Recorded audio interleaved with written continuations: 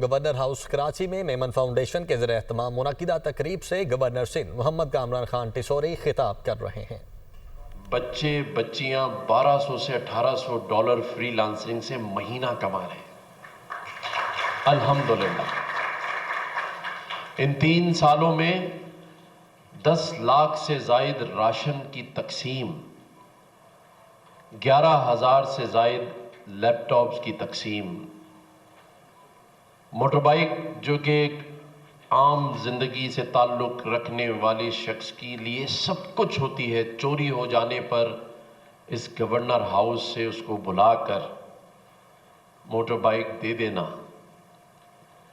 اور یہ وسیلے اللہ تعالیٰ نے کھڑے کیے۔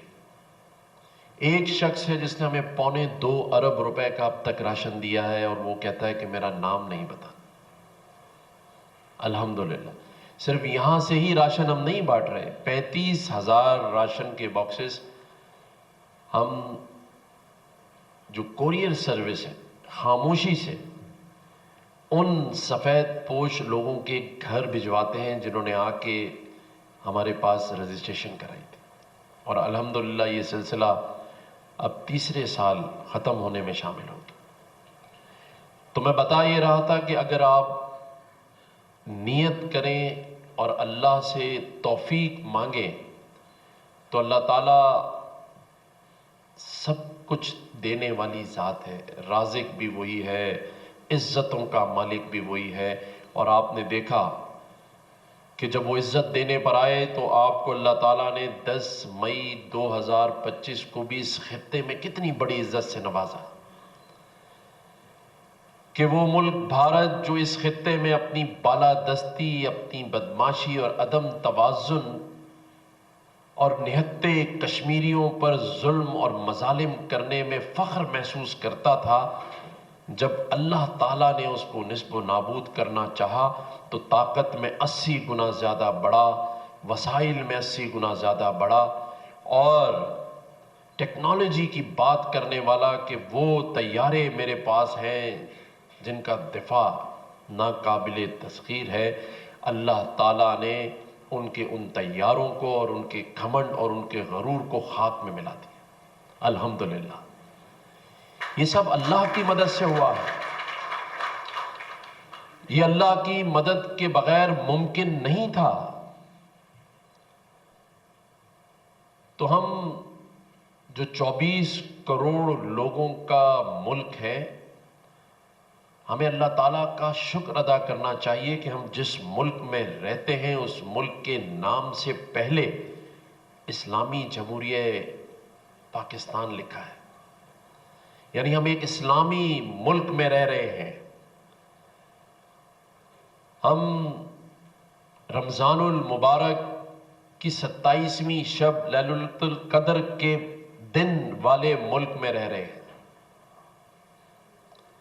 لیکن معذرت کے ساتھ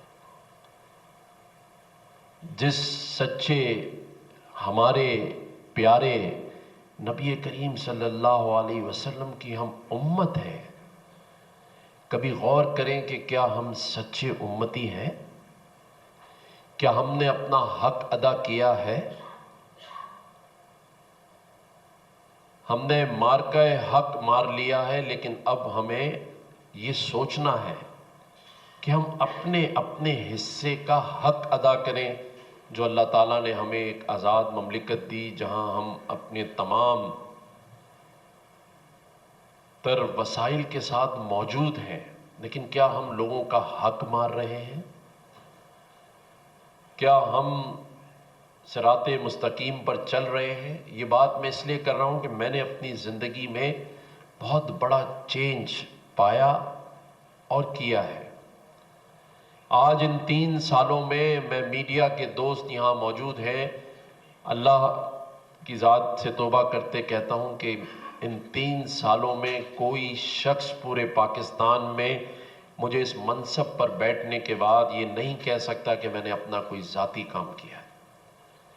کوئی مجھے یہ نہیں کہہ سکتا کہ میں نے 1 روپے کی کرپشن کے کسی کام میں اپنا حصہ یا اپنا فون کرنے کا بھی اتنا سا ایک ذریعہ بنا۔ जैसे मैंने कहा कि इज्जतों का मालिक अल्लाह है, लेकिन वो आपसे भी कुछ चाहता है। हम मुसलमान तो हैं, लेकिन ईमान के कमज़ोर हैं। हमें ईमान और यकीन के उस फ़र्क को निमटाना है, बताना है कि मैं मुसलमान तो हूँ, लेकिन बराए नाम मुसलमान नहीं हूँ, मैं पैदाइशी मुसलमान नहीं हूँ, मैं अमली मुसलमान हूँ। और अमल के लिए सबसे बड़ी चीज़ जो मैंने इस मनसब पर बैठकर हासिल की है, वो उस पर यकीन है, उस ज़ाते खुदाए परवरदिगार पर यकीन है। और वो यकीन क्या है? चंद बातों का है कि जिन चीज़ों का उसने वादा किया, देने वाला सिर्फ वही है। लेकिन ये सोचकर यकीन नहीं करना कि वो मुझे मिले भी, नहीं देता, उसकी मर्जी, लेकिन मेरा ईमान पुख्ता ही रहना चाहिए कि यहां नहीं तो शायद आखिरत में देगा, और अगर नहीं दे रहा तो उसमें भी उसकी रजा है। अगर उसमें वो राजी है तो मैं भी उसी में राजी।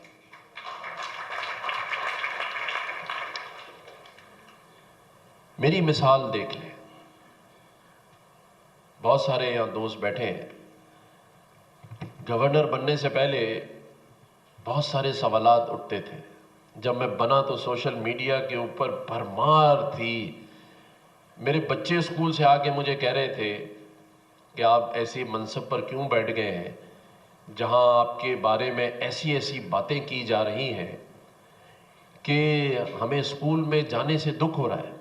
और तो और इमरान खान ने भी मीनारे पाकिस्तान पे कहा, सिंध का गवर्नर देखो और मौला जट देखो। मैं खुद परेशान, मैंने कहा। लेकिन बताने की बात यह है कि जिसे तुम कुछ समझते थे, अल्लाह ने बता दिया कि जो कुछ तुम समझो, गलत समझो, सही समझो, जिसको मैं इज्जत दूं उसे तुम कुछ नहीं कर सकते। यह है समझने की बात, यह है यकीन करने की बात। इस बात ने मुझे यकीन दिलाया कि दुनिया तो कुछ और कह रही थी, लेकिन जब उसने 12 रबी अव्वल को इस मनसब पर बिठा दिया तो कहने वाले सिर्फ कहते रह गए, मायूस हो गए, दुखी हो गए, और फिर भी मुझे गिराने में लग गए।